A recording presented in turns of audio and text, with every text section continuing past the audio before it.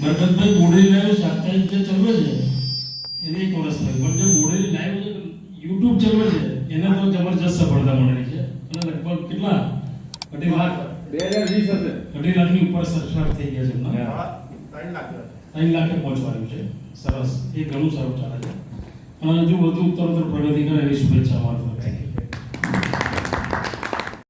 એને 1 વર્ષ પૂરું થયું છે. 1 વર્ષ તો જે 7-8 દિવસ પહેલા પૂરું થયું હતું, પણ આજે જે પત્રકાર ભેગા થઈ અને જે એક મિલન અને જે એનું આજે પ્રોગ્રામ રાખવામાં આવ્યો છે, ત્યારે જે બોડેલી લાઈવ પેપર છે એ બરકતુલ્લા જે બોડેલી લાઈવ પેપર અને ચેનલ જે ચલાવે છે, તો આ પત્રકાર તરફથી ખૂબ ખૂબ એમને અભિનંદન અને આશા રાખીએ છીએ કે બોડેલી લાઈવ પેપર ખૂબ પ્રગતિ કરે અને જે વીકલી છે એની જગ્યા પર દૈનિક થઈ જાય એવી અમે આશા રાખીએ છીએ. આપણા ખાસ પરિવાર મિત્ર એટલે પ્રેસ રિપોર્ટર, આજે બરકતભાઈના માટે બહુ સારો દિવસ છે. એના માટે આપણે પણ શુભેચ્છા આપીએ છીએ.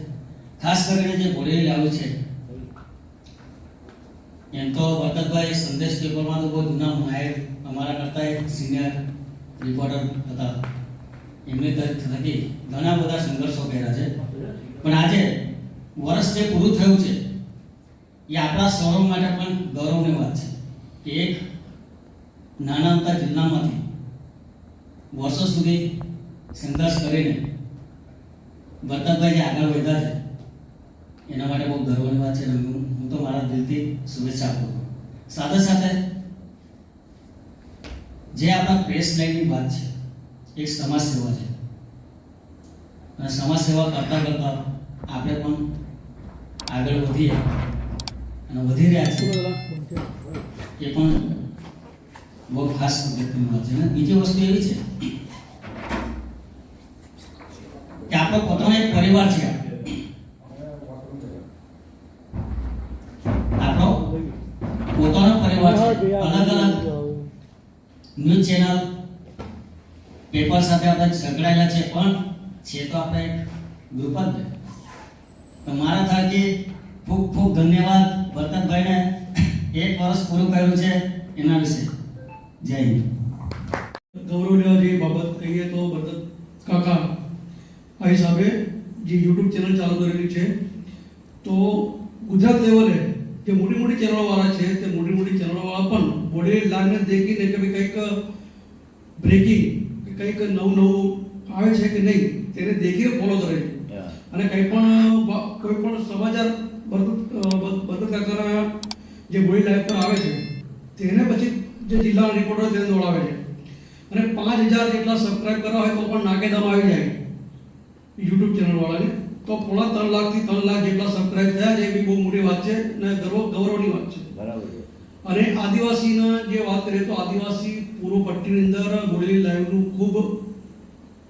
ખૂબ પ્રોત્સાહન મળે છે અને તે લોકો એમની બાબતોની જે રજૂઆતો છે તેને પણ ખૂબ સારી રીતે બરકત હાજી એને લોકો સુધી અને સરકાર સુધી એમની વાતોને પહોંચાડે છે અને એમને આપણે અભિનંદન આપે. બોડેલીના પ્રેસ ક્લબ અને જામકુડા વતીના તમામ પ્રેસ રિપોર્ટરો તરફથી એમને આપણે શુભકામનાઓ પાઠવીએ છીએ અને ખૂબ પ્રગતિ આગળ પણ કરે એવી આપણે એમને અભિનંદન પાઠવીએ છીએ. બોડેલી લાઈવ જે પેપરને 1 વર્ષ પૂર્ણ થયું એના અનુસંધાને બોડેલી ખાતે બરકતભાઈએ ગેટ ટુગેધર રાખેલું, પણ રોજા હોવાના લીધે રમઝાન મહિનાના હિસાબે થોડુંક એ રાખેલું, એટલે આજે જમણવારનો પ્રોગ્રામ ઇન્ડિયા બધાનો રાખ્યો છે અને તે વખતે બધાએ શુભેચ્છાઓ પણ પાઠવી દીધી, પણ આજે ફરી એક વખત એમને અંતઃકરણથી ખૂબ ખૂબ શુભેચ્છાઓ પાઠવું છું જામુગડા પત્રકાર સંઘ દ્વારા. આજે બોડેલી લાઈવની વર્ષગાંઠ એટલે 1 વર્ષ પૂર્ણ થયું છે. બોડેલી લાઈવ યુટ્યુબ ચેનલ ખૂબ સારો રિસ્પોન્સ, સારા સબસ્ક્રાઇબ છે. એ રીતે બોડેલી લાઈવ સાપ્તાહિક પેપર આગળ પણ પ્રગતિ કરે અને સાપ્તાહિકથી ડેલી થાય અને જો લોકોની આવાજ બરકતભાઈ હાજી આજે સાહેબ જે ઉઠાવે છે એ કાયમ એ રીતે જ લોકો સાથે સંકળાય એ બધા પત્રકાર મિત્રો એની સાથે આશા રાખે છે.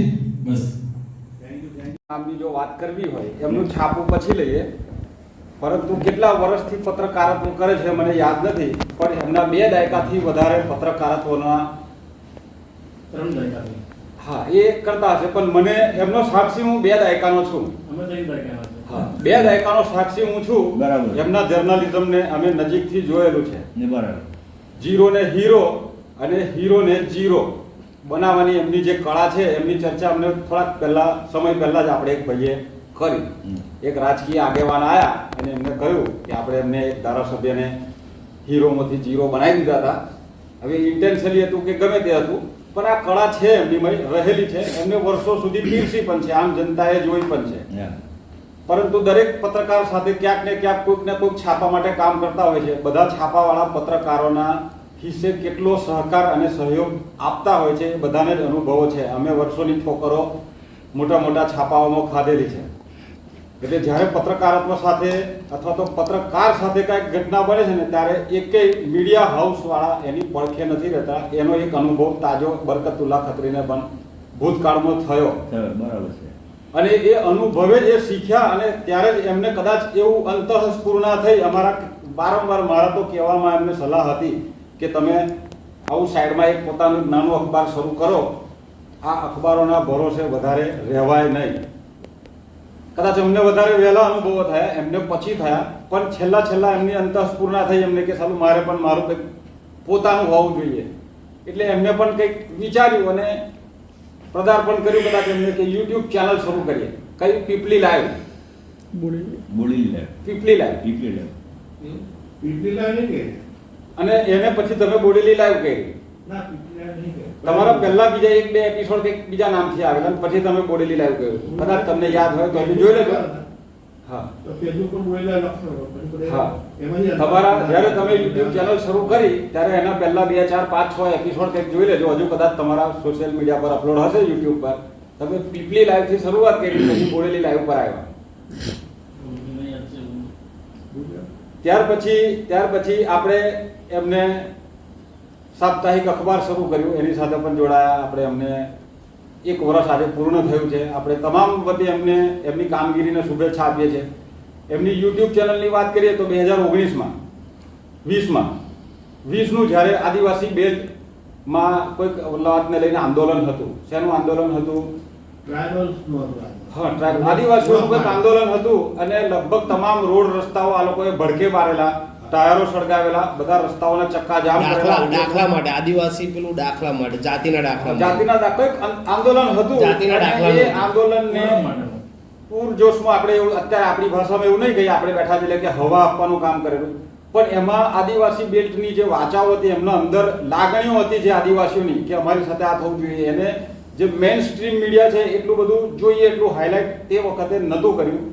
અને બરકતુલ્લા ખત્રીએ આખા આદિવાસી બેલ્ટમાં ફરીને આદિવાસીના જે આંદોલન છે એની નાની બાબતો, નાના નેતાઓનું ટિકટોક કરેલું, એમની સાથે વોક થ્રુ કરેલા, લગભગ તમામ છોટાઉદેપુર જિલ્લાના આદિવાસી નેતાઓને કવરેજ આપેલું એમને. અને ઘણી જગ્યાઓએ આ બધું આંદોલન તે વખતે 2020માં કોરોનાનો સમય હતો ને આંદોલન ચાલેલું. આઈ થિંક મને એવું યાદ છે 20 જ હતું ને કે 21 હતું? 20 જ હતું. હું હાલોલ ગયો હતો ને પછી ત્યાંથી એક વખત મારે કામ માટે આવવાનું થયું હતું ને એ જે આંદોલન હતું એ આપણે રણગુન ઘાટીમાં પણ એ લોકોએ બધું સળગાવેલું, ઝાડો આડા પાડી દીધા હતા અને એમાં હું ફસાયો હતો. મારે ગાડી મૂકીને ત્યાંથી વિસાડી જવું પડ્યું. એટલે મને યાદ છે કે હું તે વખતે હાલોલ હતો. એટલે 2020ની આ વાત હશે. એટલે એ વખતે જે આદિવાસી બેલ્ટ એમને કવર કર્યો ને એટલે એમના સબસ્ક્રાઇબર વધ્યા અને જે બુલેટ ટ્રેનની ગતિએ વધ્યા. અને ત્યાર પછી એમને એ ફાવટ આવી ગઈ આદિવાસીઓ, મતલબ કે એમને આદિવાસી બેલ્ટમાંથી મેટરો પણ કવરેજ કરવાની વધારે મળી. એમના કોન્ટેક્ટ્સ વધ્યા આદિવાસી બેલ્ટમાં. એમને સતત આદિવાસી બેલ્ટ ઉપર એમનો પેલો પ્રભાવ એક છાપ છાડી દીધી આદિવાસીઓ પર. એટલે એમને પણ એમનો સહકાર મળ્યો એવું કહેવાય. એટલે એ તઈથી એમની ગાડી જે પીક પકડી એ લગભગ આદિવાસી આંદોલન પૂરું થતા લગીને તમારે એક પેલું કંઈક આવી ગયું હતું. શું કે છે એને?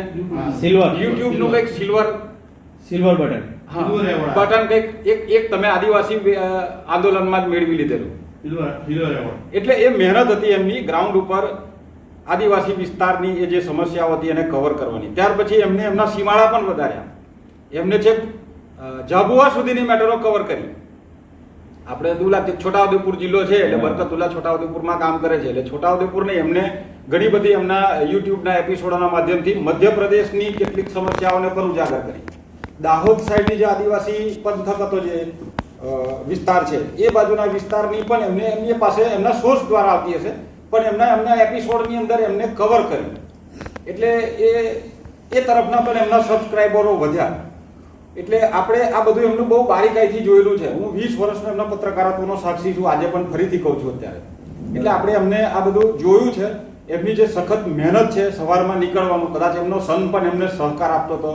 વિડીયો ઉતારવો પણ એક માણસ સાથે જોઈએ. સવારમાં આપણે બાઇક લઈને નીકળીએ અને સાંજ સુધીમાં આપણે 4-5 મેટરો અપલોડ કરવી. આ બધું આપણને એવું લાગે છે અત્યારે જે યુટ્યુબર્સ છે એમને ખબર છે કે આ બધું સહેલું નથી. આપ જે નથી અત્યારે કામ કરતા, જે પોતાના બ્લોગર્સ નથી, યુટ્યુબર્સ નથી, એમને એવું લાગતું છે ઓ આ તો અમે સિમ્પલ છે, અમે કરી શકીએ છીએ.